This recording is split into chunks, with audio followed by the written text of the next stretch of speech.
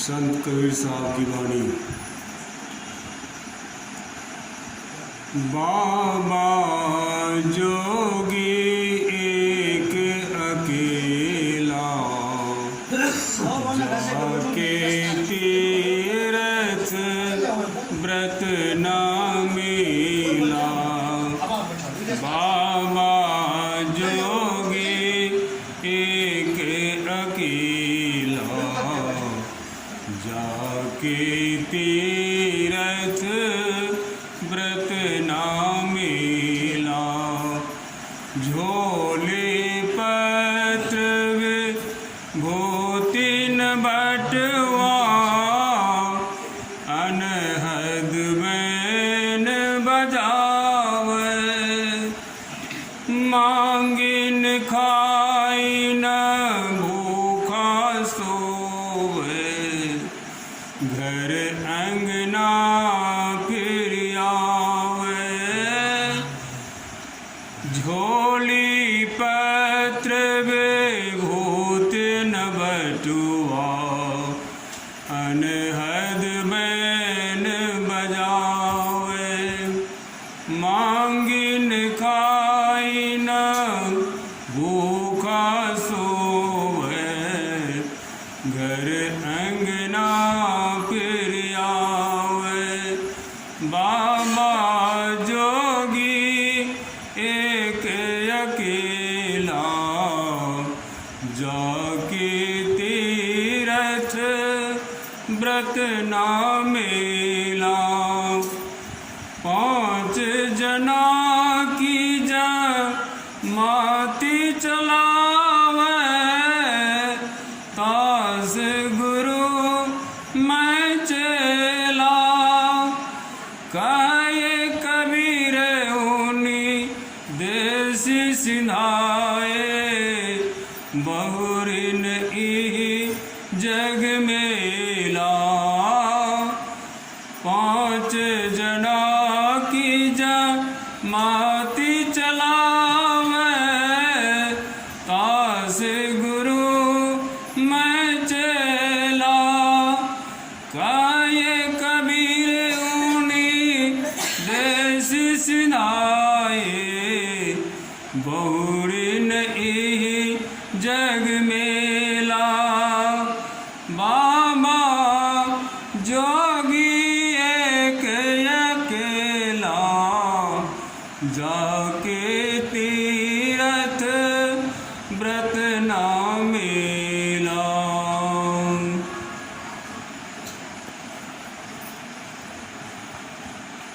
बिना धनी के बंदगी सुख नहीं तीनों लोक।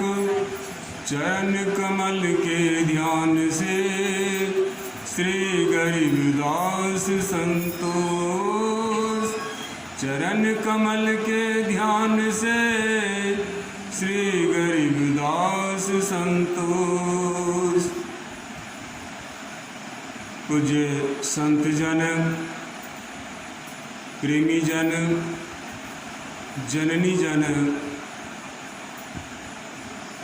अभी आप लोगों की सेवा में संत कबीर साहब की वाणी का पाठ करके सुनाया गया।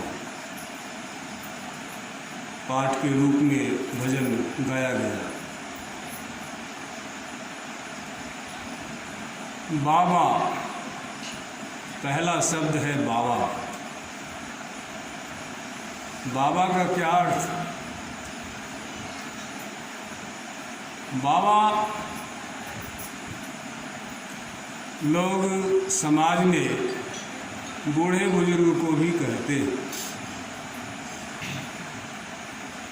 बाबा दादा को भी कहते। बाबा कुछ बच्चे अपने पिता को भी कहते। बाबा कुछ भगवाधारी वेशधारी को भी बाबा कहते। बाबा कुछ साधु को भी कहते। बाबा संत को भी कहते।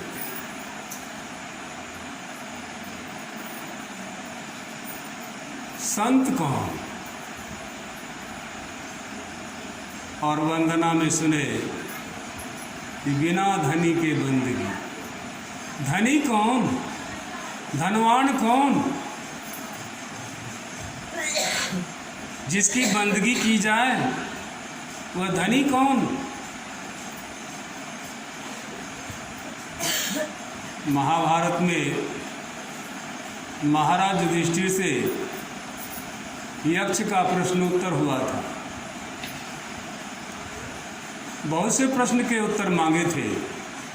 उन्हीं प्रश्नों में एक प्रश्न यह भी था, किम पंथा, किम पंथा, रास्ता क्या है? तो महाराज युधिष्ठिर ने यथोचित उत्तर दिया था, महाजनो जेन गता सा पंथा, अथवा महापुरुष का जो पंथ है वह रास्ता है, वही एकमात्र रास्ता, बाकी कोई रास्ता नहीं। इसमें भी दो शब्द आया, महाजन और पंथ। महाजन किसको कहते हैं? समाज में लोग जो बहुत पैसा वाले होते हैं, बहुत धनवान होते हैं, महाजन, साहूकार, लेन देन का कारोबार करते हैं, उसको महाजन कहते हैं। लेकिन यहाँ पर उस महाजन से कोई लेन देन नहीं। वह महाजन के पास बाह्य आर्थिक की कोई मतलब नहीं रखता है। जिन बाबा शब्द का प्रयुक्त हुआ है वह बाबा एक है और अकेला है। एक और अकेला तो एकमात्र परमात्मा होता है, बाकी तो कोई होता ही नहीं। लेकिन हाँ, उस परमात्मा को प्राप्त किए हुए जो संत होते हैं वे भी एक होते और अकेले होते हैं। रामचरितमानस में गोस्वामी जी लिखते हैं, राम ते अधिक राम कर दासा। राम से विशेष कर वे पुरुष हैं जो राम को प्राप्त किए हुए होते हैं, वह राम को बारे में बता सकते हैं, जाने हुए होते हैं। वे हैं बाबा। उन बाबा को क्या क्या होता है और क्या क्या नहीं होता है। बाबा हैं योग करने वाले, योगी। बाबा जोगी, एक और अकेला। वह जोगी एक है और अकेला है। जाके तीर्थ व्रत न मेला, उसकी कोई तीर्थ, कोई व्रत, कोई मेला ठेला नहीं जाता। लेकिन इस समाज में पढ़े लिखे बूढ़े बुजुर्ग एक बच्चे की भांति मेला जाते हैं, मेला में मिठाइयाँ खाते हैं, मेला में पान सुपारी भी खाते हैं, मेला में तमाम तरह के नशीली पदार्थ का भी सेवन करते हैं, मेला में बच्चे के लिए खिलौना भी खरीदते हैं। कैसा बाबा? इस बाबा को हम संसारी बाबा कह सकते हैं, परंतु जिस बाबा शब्द का प्रयोग हुआ है ये बाबा भी नहीं है। इसका अर्थ ये नहीं कि वे बाबा मेला नहीं जाते, जाते वे भी। आपने सुना होगा संत तुलसी साहब का नाम। एक बार की घटना है, इसी तरह से मेला का समय था, वे चले गए अपने शिष्य के पास। हाथरस से आगरा लगभग 40 मील की दूरी है, और वहाँ वे चले गए अपनी इच्छा से, और जाकर अपने शिष्य शिवदयाल सिंह से कहते हैं कि दयाल, सुना है कि तुम्हारे गांव में मेला लगा है। कहते हैं हाँ साहब, तो चलो हम दोनों आदमी भी मेला का तशरीफ़ लें। तशरीफ़ उर्दू कहिए व फारसी कहिए, जिसका हिंदी होता है आनंद। मेला का आनंद लें। दोनों गुरु शिष्य चले गए और वहाँ जाकर के मेला के किनारे ऊंचे स्थान पर खड़े हो गए, और बाबा तुलसी साहब ऊंची आवाज़ में कहते हैं मेला के लोगों से, इस समय जो कोई भी मनुष्य मेरे चरण पर आकर माथा टेकेगा, तत्क्षण मैं उसे रूह का दर्शन करा दूंगा। श्रीमान, मेला कोई 2-4 आदमी से नहीं होता, बहुतों की भीड़ होती है, उसको मेला कहते हैं। उसमें बहुत आदमी रहे होंगे, सुना भी बहुतों ने होगा, लेकिन ध्यान क्यों नहीं किया। एक महिला थी जिनकी उम्र लगभग 60-65 की रही होगी, वह भी सुनी और जाती है, संत तुलसी साहब के चरण पकड़ लेती है। पकड़ने की देर थी, उन्हें तो समाधि में चली गई, जबकि उन्होंने कभी ध्यान भजन की बात भी नहीं सुनी। और उस समय अपने शिष्य दयाल सिंह से कहते हैं कि दयाल, इस माई के सिर पर हाथ रखो। और जब वह सिर पर हाथ रखे तो उस माई को अपने रूह का दर्शन हो गया। और आप यह जानकर हैरान हो जाएंगे कि वह महिला कौन थी, कि पेशे से वेश्या रही थी। इसलिए कहा, महा असुचि सूची करे संत जन, ताही शरण चली जाओ। जो महा से महा असुचि है और पवित्र है, उसको भी पवित्र कौन करेगा? ऐसे महापुरुष। उन्हीं महापुरुष के संबंध में अयोध्या निवासी संत पलटू साहब अपनी कुंडलिया में लिखते हैं, बड़ा होए ते पूजिए संतन क्या विचार, संतन क्या विचार, ज्ञान का दीपक लेना हाथ। देवता 33 कोटि सबय को नजर में चीना, सबका किया खंडन, खोज के 3 निकारा। तीनों में 2 सही, मुक्ति का एक ही द्वारा। हरि को लिहा निकार, खोज 3 मंत्र विचारा। हरि है गुण के बीच, संत गुण होते न्यारा। पलटू प्रथमे संत जन, दूजे है करतार, बड़ा होए ते पूजिए संतन किया विचार। और इसी बात को दोहराया है श्री राम ने। कहाँ पर? जहाँ शबरी का आश्रम है, मातंग ऋषि का आश्रम है, वहाँ क्या कहते हैं नवधा भक्ति का उपदेश में, मोते अधिक संत को देखा, मोते अधिक संत को लेखा। मुझसे विशेष करके संत को जानो मानो। क्यों? अगर मातंग ऋषि तुमको ऐसे संत सदगुरु ना मिले होते तो फिर राम का दर्शन तुम्हें कहाँ होता?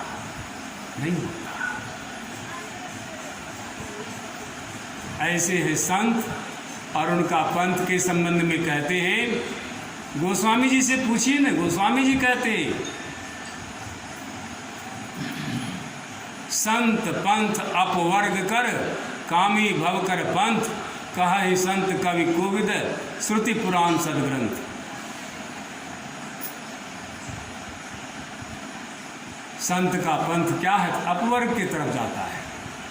यह नीचे नहीं जाता, बाएं दाएं भी नहीं जाता, यह बीचों बीच सन्मुख ऊपरले हिस्सा में जाता है। वह अपवर्ग की तरफ वह रास्ता गया है, जिसको बाबा तुलसी साहब भी दोहराते हैं, गगन शिखर सतगुरु के मार्ग, संत परम पद धामा। गगन शिखर अंतराकाश में शिखर, शिखा से शिखर बना, और शिखा संस्कृत शब्द है जिसका हिंदी होता है चोटी, और ठेठ में लोग टीक भी कहते हैं, है ना। उसी के तरफ ये रास्ता गया, शून्य का रास्ता गया। और इसी को बाबा कबीर साहब भी कहते हैं, हम चाले अमरापुरी, टाड़े टूड़े टाट, आवन होए तो आइयो, सूली ऊपर बाट। क्या कहते हैं? हम चाले अमरापुरी, टाड़े टूड़े टाट, आवन होए तो आइयो, सूली ऊपर बाट। वाह, रास्ता कैसा है? तो सुई के नोक के ऊपर से गुजरता है रास्ता। कोई चले या ना चले, लेकिन मैं चल रहा हूँ। कहाँ? अमरापुरी को। अमरापुरी भी कोई लोक है, और यह कौन सा लोक है? जिसको लोग मृत्यु भुवन कहते हैं। यहाँ पर सबको मरने का डर है, लेकिन वह एक अमरापुरी है जहाँ जाकर के मरना नहीं, मरने की जो डर है वो समाप्त हो जाता है, वो इधर ही रह जाता है। लेकिन उस रास्ते से जाना होगा जिसके संबंध में आपको संत यूहन्ना लिखते हैं, if A camel can pass the I of the needle but A rich man can not pass the kingdom of God. ऊँट भले ही सुई के छिद्र से गुजर सकता है, कभी नहीं गुजरेगा, लेकिन कहते हैं गुजर सकता है, लेकिन उन ईश्वर के राज्य में अभिमान के बल से, अहंकार के बल से, और धन के बल से उसके राज्य में कदापि प्रवेश नहीं कर सकता। ये गिरह गांठ है, उसमें वो प्रवेश नहीं कर सकता। वहाँ कौन जाएगा? सफरी सन्मुख जल प्रवाह। उल्टी धारा में चलने वाला तो एक छोटी सी मछली होती है, उल्टी धारा में चलने वाले तो एक चिड़िया होती है, छोटी सी चिड़िया, बड़ी चिड़िया भी नहीं उड़ पाती है, छोटी चिड़िया उड़ती है। और वह रास्ता है शून्य का, गगन शिखर सतगुरु का मार्ग, संत परम धामा। इसीलिए संत पंथ क्यों? इसलिए कि संतों के पंथ पर चलने वाले का मोक्ष होता है, मुक्ति होती है, निर्वाण पद को प्राप्त करता है। और कामी भव कर पंथ, जो संसार का ध्यान करता है, संसार के तरफ ले जाता है, वह कामी है, वह संसार के तरफ ले जाता है। अस्थूल का ध्यान कराना, अस्थूल के तरफ ले जाना, यह संसारियों को रुआ का काम होता है। चाहिए था उनको छुड़ाना, लेकिन छुड़ाया नहीं। आपने सुना होगा संत ज्ञानेश्वर का नाम, ये पश्चिम भारत में है, महाराष्ट्र में। उनके बड़े भाई थे निवृत्तिनाथ, मंझले भाई थे सोपान देव, और तीसरे भाई थे ज्ञानदेव। और उनकी एक छोटी बहन थी जिनका नाम था मुक्ताबाई। ये तीनों भाई बहन, बड़े भाई निवृत्तिनाथ से जुक्ति सीखे थे, और जुक्ति सीख करके एक संत की अवस्था को प्राप्त कर लिया, तीनों भाई बहन। और जुक्ति सिखाने वाला क्या नीचे रह गए होंगे? वो तो और उससे ऊपर हो गए। और कुछ लोगों में यह बात की प्रचार भी है, आप संबंध में नामदान दीक्षा नहीं दे सकते, लेकिन वहाँ तो चारों सगा भाई बहन था, सगा भाई था, सगा बहन था। वहाँ दिया गया, और दिया तो देने का अर्थ ये हुआ, उन लोगों ने प्रैक्टिकल में उतार भी लिया। लेकिन लोग आज एडमिशन तो ले लेते हैं, नाम तो दर्ज करा लेते हैं, और जान करके उसको ताखे पर रख देते हैं। अरे बाबा जी ऐसे आता कहता चला जाता है, कौन उसके पीछे माथा लगाता है? अपना कमाएंगे खाएंगे। अगर उसको बुद्धि रहता तो हमारे जैसे वो भी सेठ साहूकार होता, द्वार द्वार मांगते फिरता। बाबा जी के लोग ऐसे टरका देते हैं।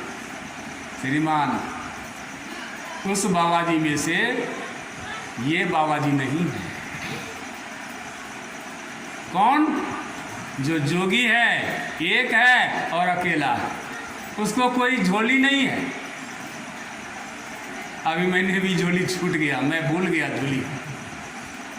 वही सोच रहा था कि मैं झोली नहीं लाया, झोली में तो किताब था, उसका एक भजन गा करके सुनाता, उस पर कहता।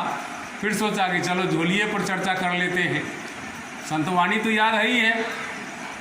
इसलिए मैं कहा कि झोली पत्र, कोई बिस्तरा नहीं, कोई भभूत नहीं लगाता अपने देह पर, कोई बटवा भिक्षा पात्र भी नहीं रखता वो, या पैसा रखने का थैली भी नहीं रखता वो।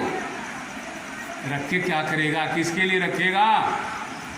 शैतानों के लिए रखेगा, तो शैतान तो ऐसे भी नहीं रहता है, तो लोग से छीन ही लेता है, तो चलो हम उसके रखेंगे नहीं तो शैतान आएगा खाएंगे। लेकिन वह करता क्या? तो अनहद बेन बजावे। वह धनी है जो नाम की कमाई करता है, नाम धन का धनी, नाम धन का धनी। आप सुने होंगे संत साहित्य में धनी धरणीदास का नाम सुने हुए। धनी धर्मदास ये कबीर साहब के शिष्य थे। कैसे धनी थे? मात्र उनके पल्ले 5 या 10 रुपया रहा होगा उस समय में, जिस समय वे थे। और उनका गुरु का आदेश हुआ कि धर्मदास यहाँ पर एक आश्रम बनना चाहिए था। तो अवश्य बनेगा गुरुदेव। जब साहूकार से गया बात करने के लिए, तो साहूकार ने क्या कहा? धर्मदास, ये ज़मीन इतनी महंगी है, तुम ले नहीं पाओगे। कहा बोलिए कितना कीमत है? कहा बस जितना दूर तुम असरफी बिछा सकते हो। अब समझ सकते हैं, जितनी ज़मीन तुम्हें लेना है उतने में असरफी के सिक्का बिछाने पड़ेंगे। और वही 5-10 रुपया से जब सिरौना से निकाल के देने लगा, तो कूड़े पता नहीं उस समय कितना ज़मीन वो लिया होगा। अभी तो बहुत बड़ा प्लाट है ना? तो ज़मीन खरीद लिया, गुरु की कृपा थी।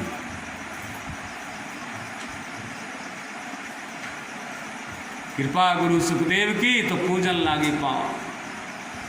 काहुन को उप जानता, ठीक से बैठिए ना, गिनती में नहीं नाव। कृपा गुरु सुखदेव की, तो चरणों तक ली जाए। कौन पूछने वाला था? लेकिन गुरु की कृपा हो गई। और कहता महाराज थोड़ा सा चरणामृत दीजिए। क्यों? इसलिए कि गुरु के आदेश और उपदेश के मध्य अपने को रखा है, अपने को उसके जैसा बनाया है। तब आज कोई चरणामृत दे जाता, तब आज कोई उसको पूजा करता है। वैसे नहीं करता। वैसे कौन करता? बच्चा करता है। जाकर देखिए, आज मेला देखने गया होगा बहुत आदमी, चूँकि आज 10वीं है। वहाँ प्रसाद चढ़ाया होगा, कोई चढ़ाता होगा, कोई खाता होगा। कोई खाए नहीं खाए, देवी तो जरूर खाती होगी। उस प्रसाद में सुनते हैं कि बकरा भी काट के खाती है। ऐसी देवी आप लोगों की।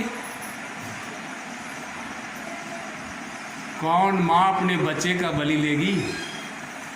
आहा, इन मूर्खों के